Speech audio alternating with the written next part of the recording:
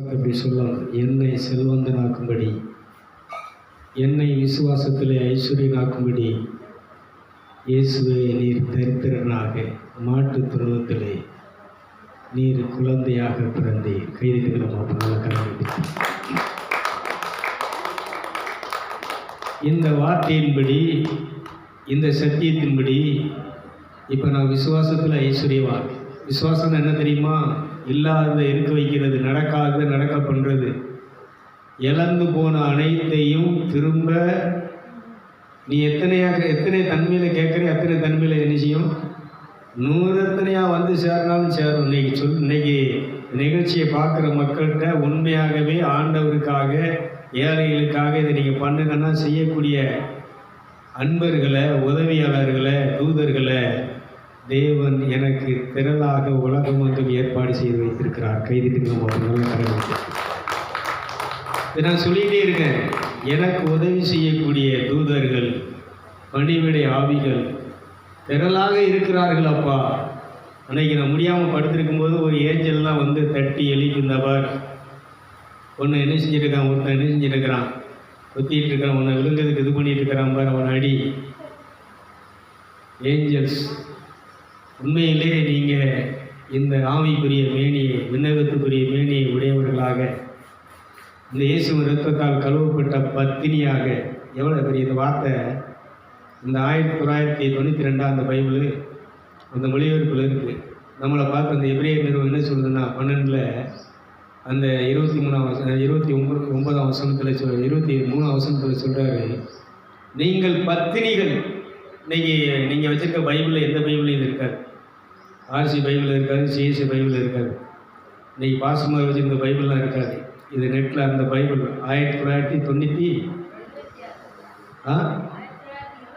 1926 மொழிபெயர்க்கப்பட்ட மொழிபெயர்ப்பில் இருக்க. அதை என்ன செஞ்சுருக்கிறேன்னா உங்களுக்கு எடுத்து கொடுத்துட்ருக்குறேன். அதனால் இந்த விளக்கமெல்லாம் இவங்களால் என்ன செய்ய முடியாது. சபை விசுவாசிகள் இன்றைக்கி அந்த பெந்தைக்கோஸ்து விசுவாசிகள் என்ன செஞ்சிட்ருக்கிறாங்க? பாவிகள், குப்பைகள், தூசிகள் இருக்கிறாங்க. ஆனால் அந்த கத்தோலிக்க சபையில் இருந்து இந்த இயேசுவின் இரத்தத்தால் கழுவப்பட்ட, நீதிமானாக்கப்பட்ட, பத்தினியாக்கப்பட்ட இந்த ஆன்மா ஊழியக்காரன் என்ன செஞ்சிட்ருக்கிறான்னு சொன்னால், நாம் எல்லாம் விலையேற பெற்ற மதிப்புக்குரியவர்கள். கைதிட்டுங்களை பார்ப்போம். தேவனால் நேசிக்கப்பட்ட தேவன் தன்னை போல தன்னுடைய ஆற்றலிலே, சக்தியிலே, பரிசுத்தத்திலே நம்மளை என்ன செஞ்சு வச்சிருக்கிறாரு? அவர் மரியாதை கனப்படுத்தி, பெண்களுக்குள்ளே ஆசி பெற்றவள், உனக்கு முன்னால் பிறந்த பெண்களும் உன்ன மாதிரி இருக்க முடியாது, வாழ முடியாது, இனி பிறக்க போகிற எந்த பெண்ணும் உன்னை போல கற்புள்ளவளாக, உன்னை போல உத்தமியாக, உன்னை போல எனக்கு பிரியமானவளாக, உன்னை போல வாழ்க்கை எனக்கு அர்ப்பணித்தவளாக எந்த பொம்பளை என்ன செய்ய மாட்டா. ஆகவே இந்த உலகத்தில் இருக்கக்கூடிய படைப்பு பெண்கள் அனைத்திலும் நீயே தலை சிறந்தவள், தாயானவள். கைதிட்டுங்களை பார்ப்போம். இது யாரு மரியாதை கொடுத்த அந்த கணத்தை யார் கொடுத்தா? சொல்லுங்க. பிஷப் கொடுக்கல, போப்பு கொடுக்கல, யார் கொடுத்தா? தேவன் கொடுத்தது. அதனால அதே மதிப்பை இந்த இயேசுவின் மாசற்ற விலையேறப்பட்ட இரத்தத்தால் கழுவப்பட்ட உங்களுக்கும் எனக்கும் தேவன் என்ன செஞ்சிருக்கிறார்னா இந்த உலகத்தில் அதான் சொல்றாரு, இந்த உலகம் முழுசையும், படைப்பு அனைத்தையும் உனக்கு முன்னால் கொண்டு வந்து இதை வச்சுக்கோ, இதுக்கு ஈடா ஒன்று நான் எடுத்துக்கிட்டேன் அப்படின்னு சொன்னால், இது உலகம் முழுவதையும் உனக்கு கொண்டாந்து கொடுத்தாலும் உன் ஆன்மாவுக்கு இது ஈடாக முடியாதுன்னு இந்த பைபிள் வேதம் சொல்லுகிறது. கைதிட்டுகளை பார்ப்போம். உலகத்தில் இருக்கக்கூடிய பொண்ணு, வெள்ளி, சுரங்கம், இன்னைக்கு இவங்க வச்சிருக்கக்கூடிய எண்ணெய் கிணறு, ஆயில் கிணறு, பெட்ரோல் கிணறு, டீசல் கிணறு, தங்க சுரங்கம் எல்லாத்தையும் கொண்டாந்து குமிச்சு வச்சுக்கிட்டு, இதுக்கு உனக்கு உன் ஆன்மாவுக்கு உயிருக்கு விலையா இதை தர்றேன்னா இது விலை பத்தாது. அதையெல்லாம் கொண்டாந்து கொடுத்தாலும் அதை விட விலையேற பெற்றது, மதிப்புக்குரிய எதுன்னு சொன்னால் உன் உயிர், ஆன்மா. கைதிட்டுகளை பார்ப்போம். இதை யார் சொல்றா? உன்னை படைச்ச தெய்வம் சொல்றாரு. உன்னை விலை கொடுத்து என்ன செய்ய முடியாது, உன்னை யாரும் என்ன செய்ய முடியாது, அழிக்க ஏன்னா விலையேற பெற்ற மாசற்ற இரத்தத்தினால் நீ கழுவப்பட்ட, நீதிமானாக்கப்பட்ட, பத்தினியாக்கப்பட்ட ஆன்மா. Praise the Lord. ஒரு அல்லேலூயா சொல்லுங்களேன். இந்த பாருங்க, நம்ம பிஷப்பு ஜூட் பால்ராஜ் லெட்டர் கொடுத்துருக்கிறார். நான் ஒரு உண்மையான கத்தோலிக்க கிறிஸ்தவன், மக்களை கத்தோலிக்க விசுவாசத்துக்குள்ள என்ன செஞ்சுட்டு இருக்கிறாரு? கத்தோலிக்க விசுவாசம்னு என்ன தெரியுமா? கத்தோலிக்க சபையில் கத்தோலிக்க விசுவாசத்திலே மக்களை வழிநடத்தி கொண்டு இருக்கிறாருன்னு சொல்லி ஜூட் பால்ராஜ் என்ன செஞ்சிருக்கிறாருன்னா, எனக்கு சர்டிஃபிகேட் எழுதியிருக்கிறேன், நான் பண்ணுற பணியை பார்த்து கொடுங்க ஆண்டவரே அப்படின்னு கேட்டேன். இது எதுக்கு நடந்துச்சுன்னா, அந்த புதுவாழ்வு கத்தோலிக்க புதுவாழ்வு சிவக்குழுவில் உள்ளவங்களுக்கெல்லாம் சர்டிஃபிகேட், ஒரு ஐடி கார்டு கொடுத்தாங்க.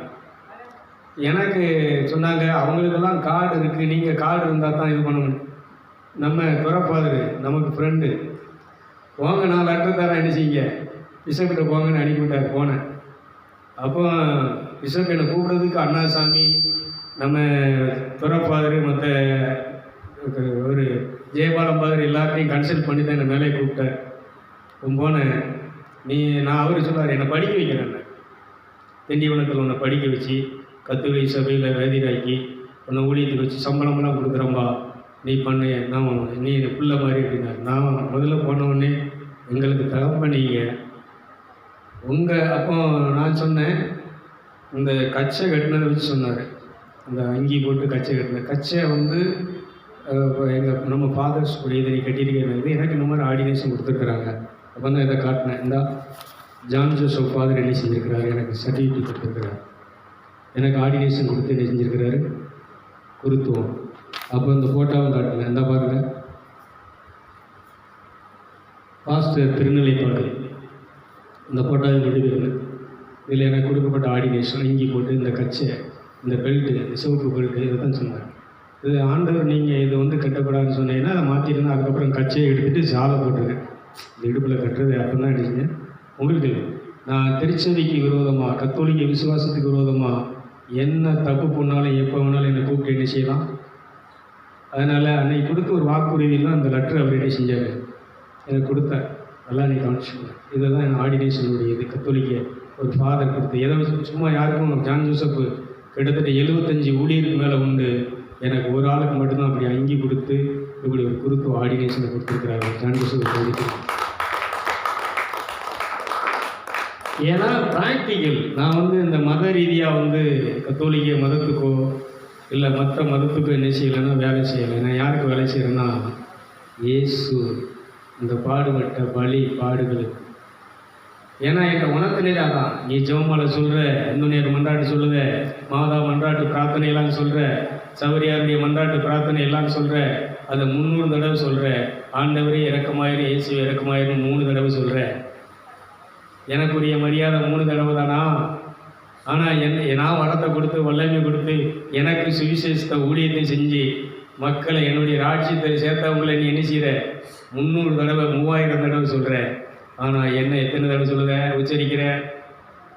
3 தடவை. இதுதான் 1ஆம் கிளாஸ் பாடம். அதனால் என்ன ஆண்டவர் என்ன செஞ்சாருன்னா, நீ 1ஆம் கிளாஸ்லேருந்து எங்கே வா, மேலே வா, அடுத்த கிளாஸுக்கு வா, அடுத்து +1 +2 நினைச்சி நீ மேலே வா. அதனால் முதல்ல அதில் தான் இருந்தேன், அப்படி தான் வளர்ந்தேன். ஆனால் இப்போ இந்த மனம் திரும்பினதுக்கப்புறம் இதெல்லாம் சொல்கிறத ஸ்டாப் பண்ணிவிட்டு இப்போ எதை சொல்லிகிட்டு இருக்கிறேன்னா, சிலுவையில் நடந்தது பாடுகள், மரணத்து மூலமாக நமக்கு என்ன நடந்துச்சு, உயிர்ப்பின் மூலமாக என்ன நடந்துச்சு, இந்த ரத்தம் நம்மளை என்ன செஞ்சிட்ருக்கு. அதான் போன வாரத்தில் சொன்னேன். யாத்திரையாகும் 12ஆம் அதிகாரம் 22, 23, 24, 25 சொல்லுது. இந்த ரத்தத்தை நீ பயன்படுத்தி இதை உன் பிள்ளைகளுக்கு சொல்லு, உன் பேர பிள்ளைகளுக்கு சொல்லு. இவங்கெல்லாம் இதை பயன்படுத்தும் போது இவர்கள் இந்த சங்கார தூதுவன் வாதை எதுவும் உன் வீட்டுக்கு உன் பிள்ளைகளுக்கு வராதபடிக்கு இந்த ரத்தம் பாதுகாக்கும். இதுதான் இதை மறுபடியும் ஞாபகப்படுத்துவேன். அரைச்சமாகவே திரும்ப திரும்ப அரைக்க. ஏன்னா இதை அரைக்கத்தான் தோசை என்ன செய்யும் சொல்லுங்கள், நல்லா வரும். பிரைஸில் வாழ்க்கை நல்லா வரும், நம்ம வாழ்க்கை செழிப்பாக வரும். அதான் சொல்லலாம், என்னை குபேரனாக்கும்படி என்னை செல்வதனாக்கும்படி ரேவையானேர்னா இதை நீ செய்யிருப்ப. எங்கேருந்து சொல்லிட்டு இருக்கிறேன்? செவக்குள்ள விளக்கு புட்டக்காட்டிலேருந்து சொல்லிகிட்டு இருக்கேன். நமக்கு உண்டியில் காணிக்க எவ்வளோ வருது இன்றைக்கி போட்டு எண்ணி பாருங்க பார்ப்போம். இந்த புதன்கிழமை இன்னொன்று நம்ம டீ பிஸ்கட்டுக்கு தான் என்ன செய்யும். ஆனால் இவ்வளோ தூரத்துக்கு கரண்ட் பில் என்ன வருது? 2500 ரூபா 3000 வருது. மற்ற செலவுகள் என்ன, மற்ற மெயின்டெனன்ஸ் என்ன, தானங்கள் என்ன, தர்மங்கள் என்ன, இத்தனையும் எதன் மூலமாக நடக்கும்னு சொன்னால் அந்த அப்பன் எனக்கு கொடுத்த ஏஞ்சல்ஸ் தூதர்கள் மூலமாக நடக்கிறது. கைதிகளாக உதவியாளர்களை தூதர்களை தேவன் நியமிச்சு வச்சிருக்கிறாரு. அதனால நான் உங்களுக்கு சொல்கிறேன், அதனால தான் உங்கள்கிட்ட நான் சொல்லிட்டு இருக்கிறேன். இதனால தான் மற்ற பெந்தைகள் சபை பாஸ்டர்கள் போதர்களுக்கு சொல்கிறேன், நீ கடவுளுக்கு இயேசுவோடு நீ இருந்தன்னு சொன்னால், இயேசு உன்னோடு இருப்பார்னு சொன்னால், உன் சபை நிரம்பி வழியும், உன் களஞ்சியங்கள் நிறைஞ்சி அல்ல என்ன செய்யாது. நானும் பார்த்துக்கணும். அதே மாதிரி விரவை பாருங்கள். இப்போ நான் இன்றைக்கி தான் யோசித்து பார்க்குறேன். விரவை நீங்கள் அறுக்க மிஷின் வச்சு அறுக்க வந்தாப்புல இவன் இந்த விரவெல்லாம் அறுத்தாம்னா எல்லாம் உளுத்துக்கிட்டுலாம் அடக்கும். அவ்வளோத்தையும் நம்ம என்ன செய்ய முடியாது. விரவு அடுத்து ராசம சொல்லப்போல அது இன்னும் ஒரு 5000 7000 இந்த விரவை நீங்கள் வேணும்னா வெட்டிக்கோங்க, இல்லைன்னா வெளியில் கொடுக்கண்டாப்புல. அதான் சொல்லுங்களா, எல்லாமே நீ ஆண்டவரோடு இருந்தால் உனக்கு மேலே மேலே என்ன செஞ்சிட்ருக்கோம் சொல்லுங்கள். அந்த வேப்ப மரம் இதெல்லாம் கிட்டத்தட்ட ஒரு 30,000 காண்ற மரம். உங்களுக்கு வேண்டாம்னா நாங்கள் என்ன செய்கிறோம், விற்கிறோம். இல்லைன்னா என்ன செஞ்சுக்கோங்க, பழகம் இருக்கணுமா, மரம் இருக்கணுமா, என்ன அதான் சொல்கிறல்ல. பொட்டைக்காடுங்க, அன்னைக்கு பொட்டைக்காட்டில் நோவா பேழையை கட்டின மாதிரி இந்த செவக்கண்ண விளக்கு பொட்டைக்காடு தான். தண்ணி விட்டால் மறுநாளே காஞ்சி போகுது. தர அப்படியே என்ன செய்யுது, கம்பி வச்சு குத்துனா ஒரு பாக்கு தண்ணி தான் வரும், மண் வரும். கலவரம்னா என்ன செய்யும், கலவரத்தி மேலாக பிடிக்கும். இந்த இடத்துல ஆண்டவர் இந்த அளவுக்கு இணைஞ்சிருக்காரு, செழிப்பாக நன்றாக ஆசீர்வாதமாக இணைஞ்சிருக்காரு. புலம்பாமல் நாங்கள் கஷ்டப்படுறோம், என்ன ஊழியத்தை தாங்குங்க, எங்கள் ஊழியத்தை நீங்கள் என்ன செய்யுங்க, எந்த விதமான குழப்பமும் இல்லாமல் எல்லோரும் கேட்குறாங்க அவருக்கு என்னையா, அவர் வாட்டில் என்ன செஞ்சுட்டு இருக்கிறாரு. இந்த நிகழ்ச்சி இவ்வளோ ப்ரோக்ராம் நடத்துகிறாரு, இவ்வளோ நிகழ்ச்சியெல்லாம் போகுது, எப்படி நடக்கு. நான் சொல்கிறேன், ஒன்றுமே இல்லாமல் நடக்கு, 10 பைசா செலவு இல்லாமல் நடக்கு. எல்லோரும் கேட்குறாங்க, இவ்வளோ யூடியூப்பில் போகுது, ஃபேஸ்புக்கில் போகுது, இதெல்லாம் இவ்வளோ தூரத்துக்கு ஒரு எப்படி நடக்கு. உலகம் வந்து ஒரு எல்லா ப்ரோக்ராம் ஹிந்துஸ் பூரா பார்த்துட்டு சொல்கிறாங்க. நான் ஏன் இதை சொல்கிறேன்னா, இயேசு உன்னோடு இருந்தார், நீ நினைக்கிறதுக்கு மேலாக அவர் சொல்கிறார், என்னை விசுவாசிக்கிறவர் நான் செய்கிற அற்புதங்களை தான் செய்வான், அவற்றிலும் பெரியதை செய்வான். நான் இப்போ உங்களுக்கு ஒரு நற்செய்தியை சொல்கிறேங்க. புதுமை செய்ய ஆற்றல் உங்கள் வாழ்க்கையில் தன்னால் நடக்க போகுது. அற்புதங்களை செய்கிற சக்தி தன்னால் என்ன செய்ய போகுது, வேலை செய்ய போகுது. பேய்களை ஓட்டுற வல்லமை, பேய் தன்னால் இங்கே இந்த நிகழ்ச்சியை பார்க்குற இங்கே வரக்கூடிய அத்தனை பேர் உங்களை கண்டால் பேய் நடிக்க என்ன செய்யும். ஏன் நீங்கள் எதை பயண வாளோட வர சொல்லி இன்னையிலிருந்து என்றைக்கும் நீங்கள் யாராக இருக்க போகிறீங்க, யுத்தம் பண்ணுற போர் வீரராக இருக்க போகிறீங்க. யாரோட, கொண்டாட்டி புருஷன் பிள்ளையோட, மதவாதிகளோட கிடையாது, யாரோட, பொல்லாத ஆவிகளோடு. குடும்பத்துக்குள்ள பிரச்சனை உண்டாக்குற, சண்டையை உண்டாக்குற பிசாசியை ஒன்று என்ன செய்கிறேன், திருட்டு ஆவியை ஒன்று என்ன செய்கிறேன், வஞ்சிக்கிற ஆவியை ஒன்று என்ன செய்கிறேன், கொலை வரியின் ஆவியை ஒன்று என்ன செய்கிறேன். சீக்கிரம் சாவு, நீ உயிரோடு இருக்குது நல்லதில்லை, நீ இந்த மாதிரி பழக்கத்தை விட செத்துடலாம் அப்படின்னு எத்தனை பேருக்கு இந்த நிகழ்ச்சியை பார்க்குறவங்களுக்கு தெரியும். உங்கள்கிட்டலாம் இந்த ஆவி சொல்லும், நீ எல்லாம் உயிரோடு என்ன செய்யாத, இப்படி ஒரு பழைக்கணுமா, செத்துரு, நீ ஏதாவது பண்ணி சாவுன்னு சொல்கிறது தற்கொலை நாவி. நாவியை பார்த்து சொல்லு, தற்கொலை நாவியை வெளியேறு, எனக்கு ஜீவனை கொடுத்த இயேசு அவர் உயிரோடு இருக்கிறார். கைதுக்கலாம், அவர் உயிரை கொடுத்தது எனக்கு ஜீவனை கொடுப்பதற்காக. இதை நீ சொல்லணும். எல்லாரும் அப்படி எந்திரிப்போமா, எல்லாரும் அப்படி எந்திரிச்சு 2 கரங்களை மேல் நோக்கி உயர்த்தி அந்த விண்ணக தகப்பனை நோக்கி பார்ப்போமா. அதனால் யார் எப்போ மனம் திரும்புவாங்க, யாரை அந்த இயேசு ரட்சித்து பத்தினியாக்குவார், புனிதனாக்குவார்னு தெரியாது. பெண்டிகாஸ்காரங்க மனம் திரும்பிடுங்க. இந்த மற்ற சபைக்காரனே, எந்த சபை, அந்த சபையா, இந்த சபையா, எல்லா சபையும் போவானா, நீ போக மாட்டேன். நீ போகணும்னா நீ மனம் திரும்பு. இந்த ஜாதி வெறியை விட இந்த சபை வெறி ஒன்று நிறைய இருக்குது. இந்த மத வெறி ஒன்று இருக்கக்கூடாது. இந்த மதம் மார்க்க பேதம் கடவுளுக்கு விரோதமானது. கலாத்தியர் 5:19 சொல்கிறாரு, மார்க்க பேதம் இப்படிப்பட்டவையில் ஈடுபடுகிறவர்கள் தேவனுடைய ராஜ்யத்தை சுதந்திரிக்க முடியாது. நான் சொல்லலை, போன செய்தியில் சொன்னேன். பாஸ்டர்மார் இந்த பரிசேயர்கள் பரலோகத்துக்கு வர முடியாதுன்னு சொன்னதுக்கு காரணம் என்னென்னா, பைபிள் சொல்லுது. கலாத்தியர் 5:19 சொல்லுது, விபச்சாரம், வேசித்தனம், சண்டைகள், சச்சரவுகள், பிரிவினைகள், கொலைகள், வெறிகள், மார்க்க பேதங்கள் அப்படிங்கிற வார்த்தை வருது. இந்த மார்க்க பேதம் மட்டும் வரக்கூடாது. பாஸ்டர், நீ இந்த ஒளியின் ஆவிக்கு சாத்தானுக்கு நீ இரையாயிடக்கூடாது, நீ இந்த பரலோக வெளிச்சத்துக்குள்ள வர முடியாமல் போயிடக்கூடாதுங்கிறதுக்காகத்தான் இவ்வளவு காடாக நான் பேசுகிறேன். பாஸ்டர்மார் எனக்கு எதிரி கிடையாது. பாஸ்டர்மார்களுக்கு எனக்கும் எந்த விதமான பகையோ பிரிவினையோ கிடையாது. அதனால் பாஸ்டர்கள் நம்ம எல்லாருமே ஒரே தகப்பனுடைய பிள்ளைகள். நீ எவ்வளோ கஷ்டப்பட்டு ஊழியம் பண்ணுறது எனக்கு தெரியும். நீ எவ்வளோ வீடு வீடாக போய் என்ன செய்கிற, மக்களை கேதர் பண்ணுற, தெருக்களில் நின்று வெக்கத்தை விட்டு மானத்தை விட்டு நீ எப்படியெல்லாம் ஊழியம் பண்ணுதுன்னு எனக்கு தெரியும். ஆனால் இது சரியல்ல. பைபிள் படி சொல்லுகிற நீ இந்த மார்க்க வேதத்தில் வெறியில் இருந்தனா நீ மனம் திரும்பு, மக்களை மனம் திருப்பி இந்த சுவிசேஷ அறிவி, ஆண்டவருடைய ராஜ்யம் உனக்குள் இருக்கும். அற்புதங்களை செய்கிற சக்தி உன்ட்ட வேலை செய்யும், புதுமை செய்ய ஆற்றல் வேலை செய்யும், பிசாசை ஊற்ற வல்லமை உன்ட்ட வேலை செய்யும், தீர்க்க தரிசன வரம் உன்ட்ட வேலை செய்யும், ஆவிகளை பகுத்தறிகிற வரம் உன்ட்ட வேலை செய்யும். ஆகவே எல்லோரும் கரங்களை உயர்த்தி இப்பொழுது ரிசீவ் பண்ணுங்க, வரத்தை ரிசீவ் பண்ணுங்க. நீங்கள் பெற்ற அபிஷேகத்தை அனல் மூட்டுங்க, நீங்கள் பெற்ற தேவ வரத்தை அனல் மூட்டுங்க. ஆண்டவரே, இயேசுவே, என் தகப்பனே, என் ரட்சகரே, என்னை பத்தினியாக்கியவரே, என் பாவியாகி என்னை பரிசுத்தமாக்கியவரே, என்னை நீதிமானாக்கியவரே, உம்முடைய ரத்தத்தை முத்தம் செய்கிறேன், உம்முடைய காயங்களை முத்தம் செய்கிறேன் சொல்லுங்க. ஆவியில் நீங்கள் அவரோடு துதிக்க ஆரம்பிங்க, அவரோடு பேச ஆரம்பிங்க, அவரோடு உறவாட ஆரம்பிங்க. எனக்கு உம்முடைய பரிசுத்த ஆவியின் ஞானஸ்நானத்தை தந்து எனக்குள்ள அற்புதங்களை செய்கிற சக்தியை தந்திருக்கிற, எனக்கு புதுமை செய்ய ஆற்றலை தந்திருக்கிற, என்னை விசுவாசத்திலே ஐஸ்வர்யவனாக செல்வந்தனாக மாற்றிய இயேசுவே, நான் இப்பொழுது உம்மை அழைக்கிறேன், ரிசீவ் பண்ணுகிறேன். அன்று எம்மாவுசுக்கு நடந்து போன சீடர்கள் இயேசுவை எங்களோடு தங்கும் என்று கட்டாயப்படுத்தினார்கள். என்னோடு தங்கும், என்னோடு செயலாற்றும் என்று அவர்கள் கட்டாயப்படுத்திய பொழுது அவர்களோடு இருந்து அவர்களுக்கு முன்னால் அப்பத்தை பிட்டார். அவர் உணவருந்தினார். இதோ நான் வாசப்படியில் நின்று கதவை தட்டுகிறேன், என் சத்தத்தை கேட்டு ஒருவன் கதவை திறந்தால் நான் அவனோடு வாசம் பண்ணுவேன், நான் அவனோடு போஜனம் பண்ணுவேன், அவனும் என்னோடு போஜனம் பண்ணுவான் என்று திருவள்ளிப்பாட்டில் சொல்கிறார் ஆண்டவர் இயேசு கிறிஸ்து.